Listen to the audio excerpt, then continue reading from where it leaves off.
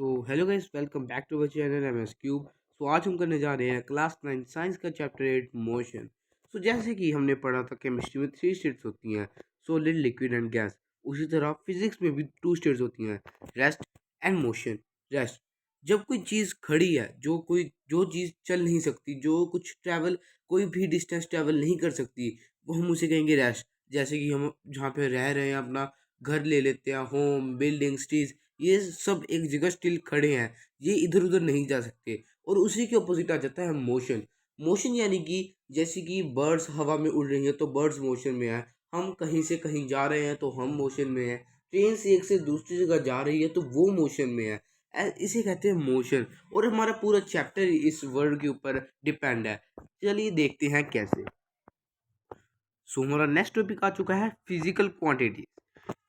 ये बेसिकली जो हम जिस चीज़ को हम मेज़र कर सकते हैं, जैसे कि हम कहते हैं 1 किलो दाल, 1 लीटर दूध, इतने मीटर कपड़ा, ये सब एक मेज़रमेंट्स है, ये सब एक फिज़िकल क्वांटिटीज़ हैं। अगर हम इसे यूज़ नहीं करेंगे तो हमें पता नहीं चलेगा हमें किस चीज़ की क्या कितनी वैल्यू चाहिए। अगर हम कहें हमें दाल लेके आनी है, तो हमें क्या पता कितनी दाल लेके आनी है। पर अगर हम कहें 1 लीटर दाल लेके आनी है, तो हमें क्या पता 1 लीटर दाल कितनी होगी। पर अगर हम कह दें 1 किलो दाल चाहिए, तो हमें पता चल जाएगा कि हमारी मेज़रमेंट क्या है और हमें कितना सामान लेके आना है। अब उसी तरह जैसे अगर हम कहें 1 किलो दूध, तो हम ये सही नहीं है। अगर हम कहें 1 लीटर दूध, तो ये एक करेक्ट वे है उसे कहने का। और इसकी 2 पार्ट्स आ जाते हैं, scalar and vector. Scalar which is depend on magnitude, जो मैग्नीट्यूड के ऊपर डिपेंड है, जैसे कि लेंथ, मास, टाइम, टेम्परेचर। और उसी के ऑपोजिट आ जाता है वेक्टर, जो मैग्नीट्यूड के साथ-साथ डायरेक्शन पे भी डिपेंड है, जैसे फोर्स। अब हम पढ़ेंगे distance and displacement. Now next to our second part. Distance. Distance is the length of the path actually traveled by a body in any direction. Distance जैसे कि अगर हम सपोज करते हैं, ये एक ऑब्जेक्ट है, ये यहाँ से यहाँ गया और उसके बाद ये इसने पॉइंट बी आ गया, यहाँ पे इसने 5 मीटर ट्रैवल किया, फिर वो यहाँ से यहाँ गया और इसने यहाँ दोबारा 5 मीटर ट्रैवल किया। तो इसने इस ऑब्जेक्ट ने टोटल डिस्टेंस कितना कवर किया? 5 + 5 10। ये होता है डिस्टेंस। हम ये हमेशा पॉजिटिव में रहेगा, हम जहाँ जा रहे हैं, हम कितना डिस्टेंस ट्रैवल कर रहे हैं। इसे कोई पाथ, इसे डायरेक्शन से मतलब नहीं है, इसे पाथ से मतलब है कि वो किस पाथ पे ट्रैवल कर रहा है। और उस अपने इसी के ऑपोजिट आता है displacement. Displacement is the shortest distance between the initial and the final position of a body and the direction of the point of the final position. So basically ये है एक शॉर्टेस्ट पाथ, बिल्कुल short. अब जैसे कि distance के लिए हम पहले यहाँ से गए यहाँ, अगर हमें यहाँ पे एक शॉर्टकट रास्ता मिल जाए तो हम शॉर्टकट से जाएंगे, यानी कि सीधा यहाँ से। अब हमें यहाँ पहले तो हमें यहाँ जाना पड़ा, फिर यहाँ, पर यहाँ से, पर अगर हम सीधा यहाँ चले जाएंगे तो ये हमारा शॉर्टेस्ट पाथ, इसे हम कहेंगे डिस्प्लेसमेंट। यहाँ में अगर 5 मीटर लगते हैं या तो ये हमारा हो गया डिस्प्लेसमेंट। पर हमने डिस्टेंस कैसे ट्रेवल किया? पहले पॉइंट बी तक, फिर पॉइंट सी तक। सो शॉर्टेस्ट पाथ को हम कहेंगे डिस्प्लेसमेंट। और उसी तरह एक और एग्जांपल ले लेते हैं, जैसे कि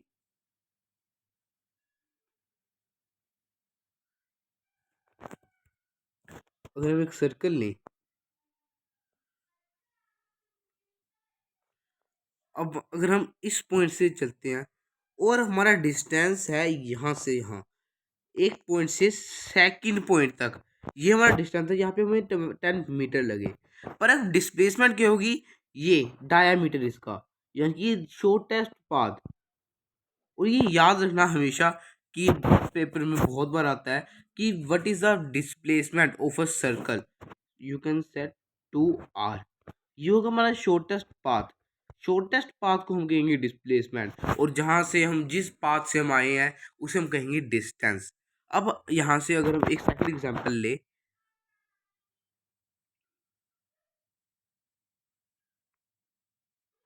अब अगर हम देखें, अगर हम यहाँ से इस पॉइंट ए से चलते हैं और हम घूम के यहीं आ जाते हैं, तो मैंने मान लीजिए हमने डिस्टेंस ट्रेवल किया 5 मीटर। पर यहाँ डिस्प्लेसमेंट क्या होगी? क्योंकि जहाँ से हमने शुरू किया था हम वहीं आ गए, अब इसकी डिस्प्लेसमेंट होगी ज़ीरो। कैसे? क्योंकि इसकी फाइनल और इनिशियल पोजीशन दोनों सेम है, और जहाँ से हमारा ऑब्जेक्ट डिस्टेंस ट्रेवल करके गया, अगर वहीं आ गया तो डिस्प्लेसमेंट का शॉर्टेस्ट पाथ ही यही है। तो उसकी जो डिस्प्लेसमेंट हो जाएगी वो हो जाएगी 0 मीटर। यानी कि डिस्प्लेसमेंट के हिसाब से ऑब्जेक्ट ने कुछ ट्रैवल ही नहीं किया है। पर अगर यही हम घूम के यहाँ अगर हम घूम के दोबारा यहीं आके यहाँ आ जाएं, तो हमारा डिस्टेंस फिर यहाँ का भी कैलकुलेट होगा। जैसे हमें यहाँ 5 मीटर लगे थे, यहाँ पे 2 मीटर और लग गए, हमारा डिस्टेंस हो गया 7 मीटर।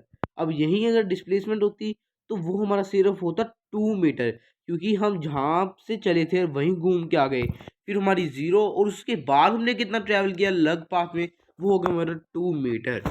अब इसी की तरह एक बहुत ही इंपॉर्टेंट एग्जाम्पल है। अब मान लीजिए हमारा एक पॉइंट है यहाँ से ए, हमारा जो ऑब्जेक्ट है वो यहाँ से पहले यहाँ गया, फिर उसके बाद ये घूम के आया और फिर यहाँ गया। इससे यहाँ यहाँ की थी 5 मीटर, यहाँ था 2 मीटर। तो पहले उसने यहाँ का डिस्टेंस ट्रेवल किया, फिर वो यहाँ गया। तो ही हम सारा कैलकुलेट करेंगे, जैसे कि 5 मीटर पहले आने में, 5 मीटर फिर जाने में, फिर 5 मीटर, फिर 2 मीटर दोबारा वहाँ जाने में। यहाँ पे होगा 12 मीटर टोटल डिस्टेंस कवर किया। पर अगर हम यही बात करें डिस्प्लेसमेंट की, तो हम यहाँ से चले और यहाँ ही आ गए तो हमारी डिस्प्लेसमेंट होगी ज़ीरो। पर अगर अब वो पीछे जा रहा है तो ये हमारी डिस्प्लेसमेंट अब आ जाएगी -2 मीटर। इसका डिस्टेंस 2 मीटर था, क्योंकि हम अब जहाँ पहले पॉजिटिव में गए थे, अब वहीं अगर हम पीछे आ गए तो हमारा नेगेटिव हो जाएगी। और इसकी एग्जाम्पल लें, मैं आपको एक अच्छे से समझाता हूँ। मान लीजिए हमारा यहाँ है, हमने नंबर लाइन तो की हुई है सबने मैथ में। देखिए यहाँ हमारा 0, यहाँ 1, यहाँ 2, यहाँ 3। अब यहीं हम नेगेटिव कर लेंगे, लेफ्ट हैंड साइड पे नेगेटिव होता है -2 और ये -3। अब ऑब्जेक्ट यहाँ से चल के यहाँ गया, फिर यहाँ गया। डिस्टेंस कभी भी नेगेटिव और ज़ीरो नहीं हो सकता। जितना भी हमने कवर किया है, जितना भी पाथ कवर किया है, वो हमारा डिस्टेंस ट्रैवल हो गया। अब यहाँ पे उसे पूरा लगा 10 मीटर। पर अगर हम यही बात करें डिस्प्लेसमेंट की, तो वो यहाँ से पहले गया, फिर यहाँ आया, फिर वो यहाँ पे तो उसकी ज़ीरो होगी, अब वो नेगेटिव में चला गया। अब वो नेगेटिव नंबर लाइन में हम देख सकते हैं, पहले वो पॉजिटिव में जाके फिर वो नेगेटिव में आ रहा है। तो हमारी डिस्प्लेसमेंट नेगेटिव में भी आ सकती है, ज़ीरो भी हो सकती है, और डिस्टेंस के बराबर भी हो सकती है। अब डिस्टेंस के बराबर कैसे हो सकती है? एग्जाम्पल के लिए, अगर अब हमारा ऑब्जेक्ट यहाँ से स्टार्ट हुआ और यहाँ तक गया, तो उसमें यहाँ पे लगे 10 मीटर, तो डिस्प्लेसमेंट क्या होगी? यहाँ पे शॉर्टेस्ट पाथ तो कोई दिख ही नहीं रहा। अगर वो यहाँ से जाएगा तो वो लॉन्ग हो जाएगा, यहाँ से भी, कहीं से भी। अब उसे शॉर्टेस्ट पाथ यहाँ से ही जाना पड़ेगा बीच में से, और इसके आगे ऑब्जेक्ट कहीं गया ही नहीं, वो यहाँ रुक गया।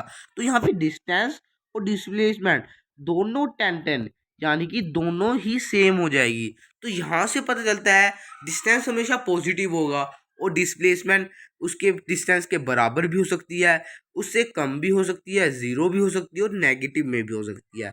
आइए अब चलिए देखते हैं हमारे सेकंड पॉइंट। सो हमारा सेकंड पॉइंट कहता है डिस्टेंस इज पाथ डिपेंडेंट। जो डिस्टेंस है वो पाथ पे डिपेंड करता है। मैंने आपको बताया था कि डिस्टेंस पाथ पे डिपेंड करेगा कि वो कहाँ से कहाँ जा रहा है, पर डिस्प्लेसमेंट नहीं करता। डिस्प्लेसमेंट क्यों नहीं करता? क्योंकि डिस्प्लेसमेंट शॉर्टेस्ट पाथ देख के वो ये नहीं देखता ऑब्जेक्ट कहाँ कहाँ से गया, उसने शॉर्टेस्ट देखना, वो पाथ पे डिपेंड नहीं है। पर डिस्टेंस है। अब जैसे कि अपना थर्ड पॉइंट आ गया, डिस्टेंस इज ऑलवेज पॉजिटिव, और डिस्प्लेसमेंट में भी positive as well as negative even zero. ये भी मैंने समझाया कि डिस्टेंस हमेशा पॉजिटिव रहेगा, पर डिस्प्लेसमेंट पॉजिटिव भी हो सकता है, नेगेटिव भी हो सकता है, और जीरो भी हो सकता है। अब अपना अलग सेकंड फोर्थ पॉइंट आ जाता है, distance is scalar quantity and displacement is a vector quantity. जो डिस्टेंस है वो हम डिस्टेंस को हमेशा मीटर में लेते हैं, तो ये हमारी होगी स्केलर क्वांटिटी। अब आप कहेंगे डिस्प्लेसमेंट भी हम मीटर में लेते हैं, पर हाँ, डिस्प्लेसमेंट को हम वेक्टर क्वांटिटी कहेंगे, क्योंकि यहाँ हमारी फोर्स भी हो जाती है। फोर्स कैसे? देखिए, अब मान लीजिए यहाँ मेरे पास बॉक्स है, यहाँ से उसे यहाँ से उसे 5 न्यूटन फोर्स लग रही है, यहाँ से उसे 10 न्यूटन। अब आप बताइए कि जो बॉक्स है वो किस डायरेक्शन में मूव करेगा, यहाँ या यहाँ? जी हाँ, यहाँ करेगा, क्योंकि यहाँ से फोर्स ज़्यादा एक्सर्ट हो रही है यहाँ की बराबरी में। अगर हम देखें, अब हमारी फोर्स क्या होगी? 5 माइनस 10।